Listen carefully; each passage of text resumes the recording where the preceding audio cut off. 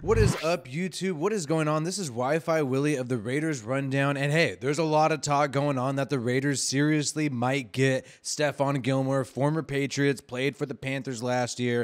And this guy's an all-star cornerback. And the rumors are circulating, and it seems like the Raiders are the #1 team in line to pick this guy up. So let's check this out. From NFL rumors heading into Wave 2 of free agency, Las Vegas Raiders are the favorite to land Stephon Gilmore after multiple meetings with the Pro Bowl cornerback, #Raider Nation. So we know they've met up. We know they've talked. We've seen the rumors around and around the NFL. It was rumored just the other day that they might actually have the Panthers might actually send a nice little offer to Stephon Gilmore. But after you see the Max Crosby extension, the Chandler Jones signing, the trade for Davante Adams, if you're Stephon Gilmore and you're thinking about where you want to go for the final 2 to maybe hopefully 5 years of your career, where do you want your legacy to land? You know, where can you get the most sponsorships? Where can you get to a Super Bowl? And with the AFC West having the first 8 weeks of the season, primetime Monday Night Football games, if I'm Stephon Gilmore and it's compared to the Panthers or the Raiders, I'm very clearly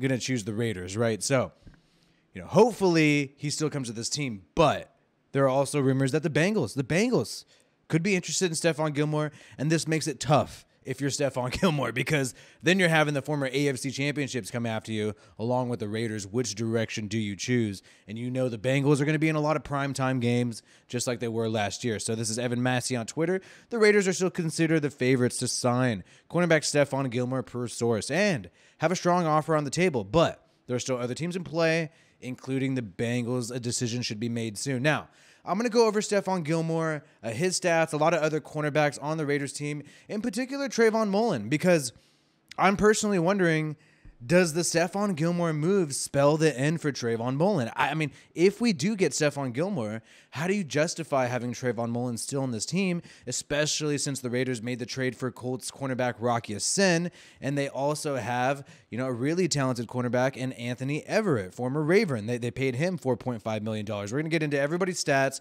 and talk about who could likely be the starting quarterbacks for this upcoming season. So let's get right into it. So Stephon Gilmore, clearly, if he joined the roster, he would be the best cornerback on our team as far as his resume, as far as his overall grade throughout his career. But he's had a long career. And if we're going to be quite honest, these past 2 years haven't exactly been productive for Stephon Gilmore. He's not getting nearly as many snaps as he did in 2019 because of injuries. And there's several reasons why he hasn't been able to play and hasn't been 100%. And you've seen that, you know, translate into his grade, his coverage grade. Just in 2021, 79.4.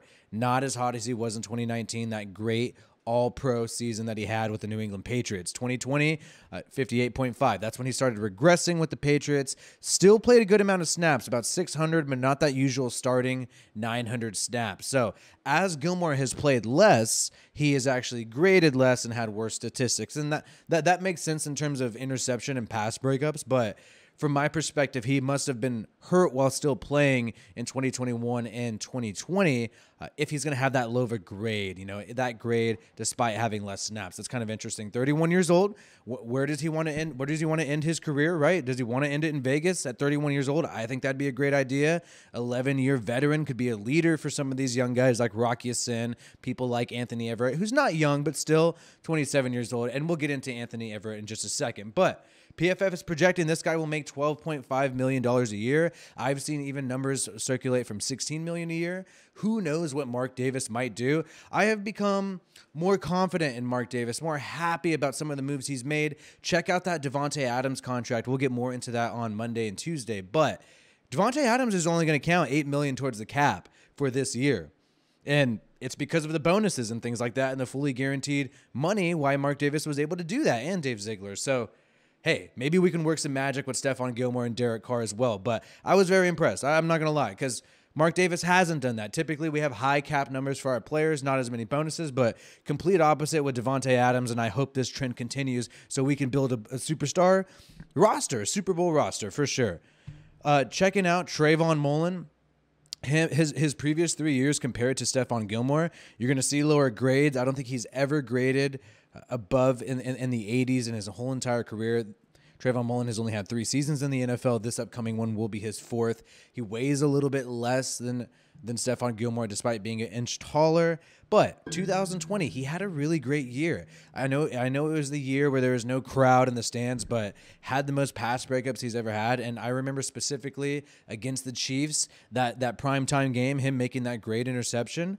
He's been good for us. And unfortunately for him, he's had to cover usually the toughest defender when he's on the field. Aside for, the few snaps he played in 2021, which wasn't much at all. He's pretty much out almost the entire season. But in 2020 and 2019, he's typically going up against the #1 receiver on the opposing team. So that's why I think you've seen him have worse grades throughout his career and, lower numbers. But I think Trayvon Mullen is really talented. So I kind of find it odd that the Raiders are pursuing Stephon Gilmore, signing people like Anthony Everett and Rocky Sin. Maybe Mullen just doesn't fit the scheme, doesn't fit what Patrick Graham wants to do. But either way, there's going to be intense competition in this cornerback room. And if they wanted to move on from Trayvon Mullen, because you signed someone like Stephon Gilmore, maybe you're going to start Anthony Everett or Rocky Sin. Darius PHILLIPS could be a depth piece for you as well. Hey, his current contract is $3.3 million. That's the cap hit. This is his final year of his rookie deal. And you would only eat about $824,000 in dead money. That is not that crazy. So you would actually save over $2 million if you cut or trade Trayvon Mullen. Former second-round pick from Clemson.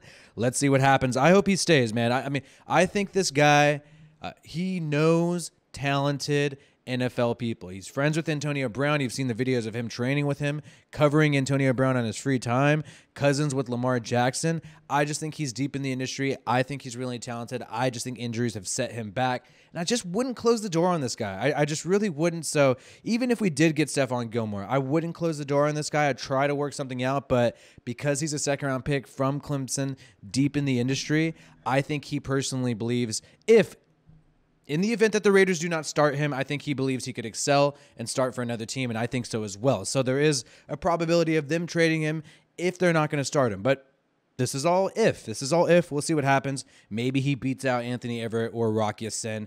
We'll see. We'll see. Because, hey, people are going to compete. And you know what? People are competing for ticket prices, and that is why you want to get the cheapest ticket prices you possibly can. I'm trying to give you guys a deal on your first order of SeatGeek. The first time that you buy a ticket from SeatGeek, you can save $20 if you just use promo code WiFiWillie. Use that promo code WiFiWillie on SeatGeek. It's a great app. You can go to basketball games, baseball games, football games, concerts, all kinds of stuff.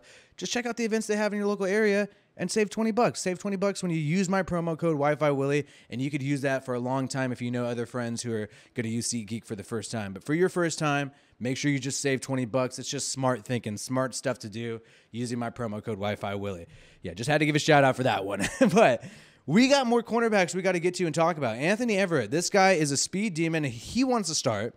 He wants to play. He's a lighter guy, 178 pounds, a little bit shorter, 5'11", but not too much shorter. But when you have that speed, obviously you're probably going to weigh a little less, right? That typically happens. But he's a vet, 27 years old, 5th year in the NFL, right, this upcoming year. 3 picks last year, the only picks he's ever had in his career because he actually played. I mean, he had to play for the Ravens last year with the injuries to Marlon Humphreys, significant injuries to Marcus Peters, and you really saw Anthony Everett step up, and he was very critical in the Ravens' ability to pick up a W against the Chiefs. If it wasn't for Anthony Everett, they wouldn't have done it. You could check out online him covering Tyreek Hill, and I think, Josh McDaniels, Patrick Graham, they saw this type of stuff and been like, let's give this guy a shot. Let's give him a shot to start for our team.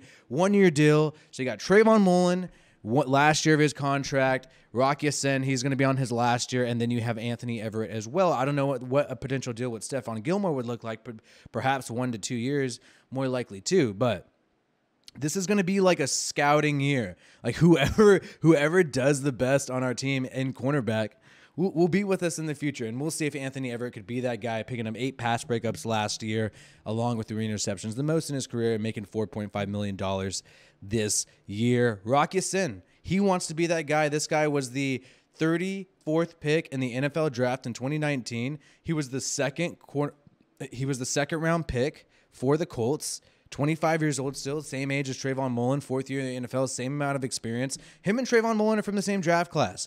This guy kind of light in a way. I actually thought he'd be a little heavier, but 6 feet, 192 pounds. And I'm using light in scare quotes. I'm just saying in comparison to Trayvon Mullen. I was a little surprised, but he has steadily had a good amount of pass breakups in his career. Not the speediest guy. We know he ran that 4.53 or 5.4 40 time, I believe. So not the speediest corner like Anthony Everett or something like that, but we'll see what he can do. A lot of pass breakups in his career and had his highest PFF grade just this past year at 72.4. But hey, if you trade Unique Ngakoue for this guy, keep in mind, with the trade to Unique Ngakoue, we took an $8 million dead hit against our salary cap, meaning, $8 million of our salary cap we cannot use for this year. That's what we took to trade Unique Ngakoue. So if you trade him for Rocky Sin straight up, there was no other picks involved. I initially thought maybe they were going to send Rocky Sin and a 5th-round pick or something like that to the Raiders, but that's not what happened. And look,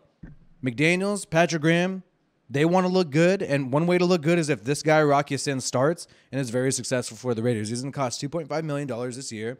They're going to have to make a decision on him for next year, but you don't take, $2.5 million this year, that's not exactly what he cost you. What he really cost you was, you got that -8 dead, so essentially $10 million this year is what Rocky Sin really counted when you factor in the Unique Ngakoue trade. So I think this guy has to play. I think he's going to be given every opportunity, and if he succeeds, he will ultimately beat some people out because of the capital that Patrick Graham and Ziegler gave up for him. So let's hope they're right on their prediction. Physical cornerback. We'll see if he can handle some of these physical receivers. Rocky Sin. And DARIUS Phillips as well. Obviously, this guy is going to have his opportunities, maybe not as much.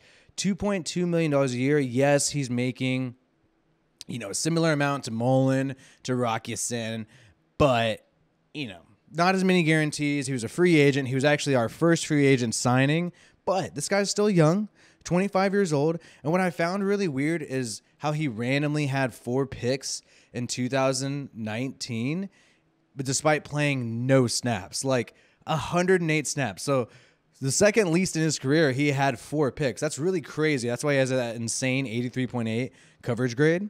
And look, he's on the lighter side, shorter side, 5'10", 190 pounds. But I just originally just thought that was so crazy that he had that many picks, because you're basically saying 5% of the time he's got an interception when he's on the field, with those limited snaps. That's insane luck. Let's see if he can recreate that, and maybe he can be somebody who could fill in on special teams. I've heard rumors that he could be a kick returner as well, and that's probably what that that lightweight and that short height, that's probably what that indicates. This guy could be a speedier option in the return game, and that would be pretty nice. That'd be pretty nice. Not let some of our receivers take those hits. We'll see what happens there.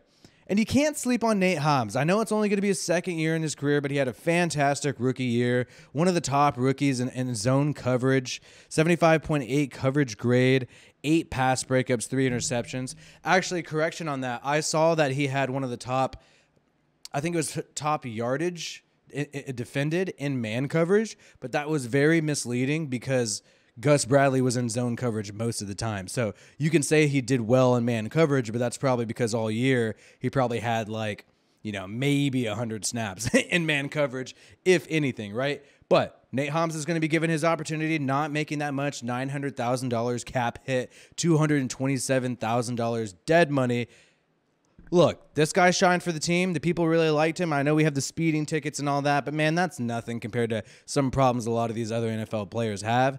And maybe Nate Hobbs is in the future for slot. We do have a lot of competition out there at cornerback, though, so people are going to try to compete. If Trayvon Mullen's still going to be on the team, he's going to try to compete for slot if he has to. I know he's played outside primarily in his career, but a lot of these people want to be on the field at the end of the day, right? So Nate Hobbs is going to have to battle this organization. Patrick Graham did not draft Nate Hobbs, so there's not as much of an allegiance as Gus Bradley might have been. But I think Nate Hobbs is a really talented individual. Let's see what he can do in man coverage. That's what it's really going to come down to. If he could handle man coverage, he will be a starter on this team.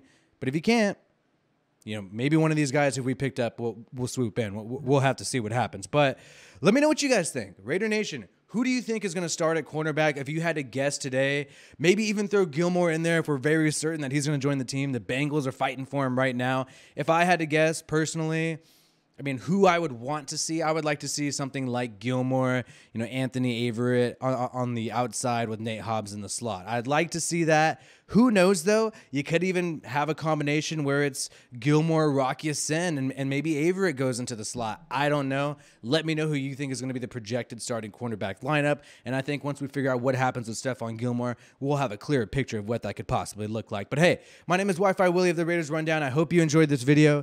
Hope you have a good day. We're going to have new videos coming out almost every single day. Like this video if you watched it all the way through, and also subscribe to this channel to get more Raiders news and updates. Peace out, and you have a good one.